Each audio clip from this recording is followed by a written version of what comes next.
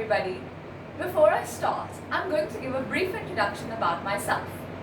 My name is Rujita Babar and I'm studying EGP A-Level in BK Gadia Junior College. I'm 17 years old and I've had the privilege of living in 3 different countries for approximately 6 years each. When I was living in South Africa, I used to ride to school on elephants. Raise your hand if you believe me. Well, when my family first moved from the USA to South Africa, this was the first thought that struck me. And I was absolutely terrified. It turns out that people in South Africa do not ride to school on elephants, but use vehicles, just like you and me. This was an example of me being narrow-minded. Let me explain how I reached this conclusion.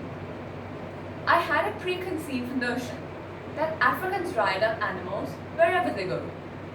I did nothing to research on Africa, and this made me ignorant. Then, I tried to convince my peers that Africans ride on animals, and I would be doing the same. And this is what made me narrow-minded. But this is exactly what happens to the most of us.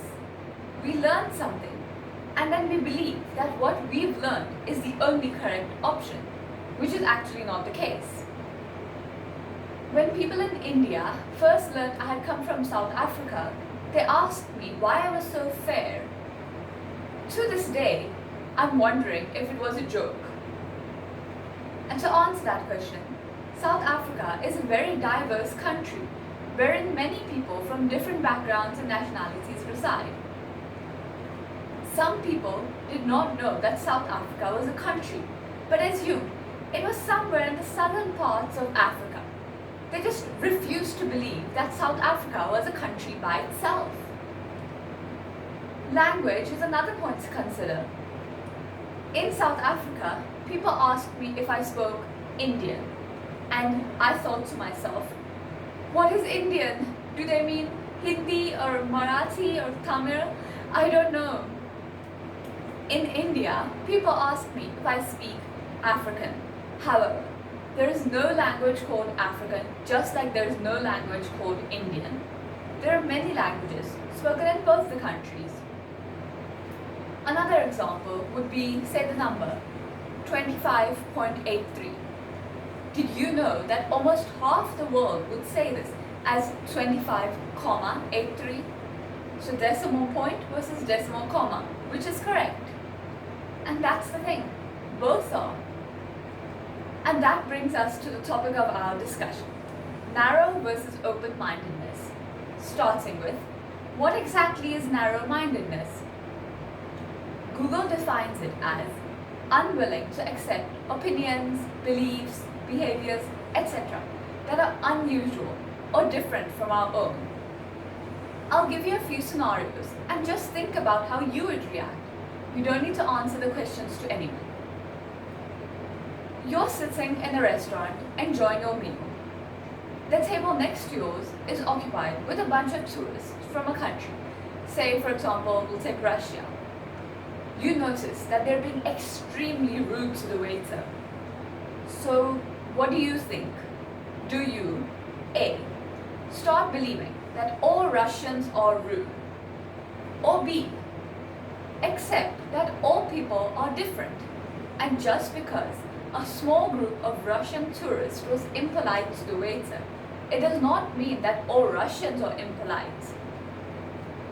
If a person is wearing worn out, dirty clothes, do you immediately assume that they're a thief? Do you hold your handbag or phone a little closer to your body when you're walking past them? The above scenarios demonstrate some characteristics of narrow-minded people. Firstly, they tend to generalize everything, and everything means every single little thing. They're highly judgmental. They're not open to new beliefs, ideas, suggestions. They do not like people who disagree with them. Narrow-minded people often get left out of conversations and discussions because they're likely to be argumentative and bossy. They often focus on being understood than understanding others. and this makes them seem unfriendly and less approachable. Open-mindedness, on the other hand, is good because it makes one more adaptable and approachable. Open-minded people want to acquire new experiences, learn new things, and explore different perspectives. Research shows that open-minded people are happier, healthier, and more creative. Being open-minded does not mean you're indecisive or incapable of making decisions. It means that you're open to all kinds of suggestions. Open-mindedness is something that we can all work upon. We can make some small changes in our day-to-day lives with things like avoiding speculation. Instead of believing that Domino's pizza is tastier than Papa Murphy's just because it is the more famous brand, go try them both out yourselves. And this could apply to something small, such as trying new foods, new hobbies, to much larger things, such as accepting others who are different from our own culture. We should not get angry when we hear opinions different from our own. Instead, we should take a moment to ourselves and think, how did that person reach this conclusion? This will help us see things their way, and maybe we'll learn something new.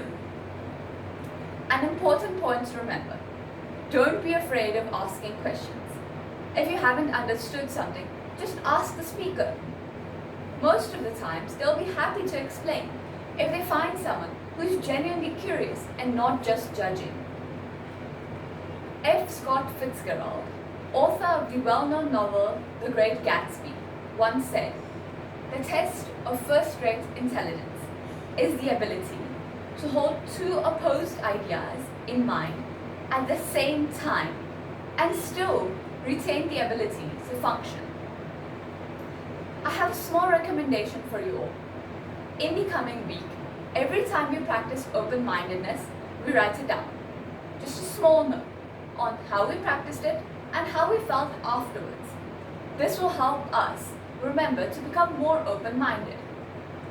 Let's take a quick test. Which animal do you see?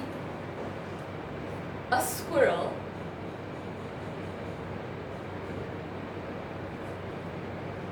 or a horse? It depends from where you see it. Remember, the mind is like a parachute. It works best when it is open. Thank you.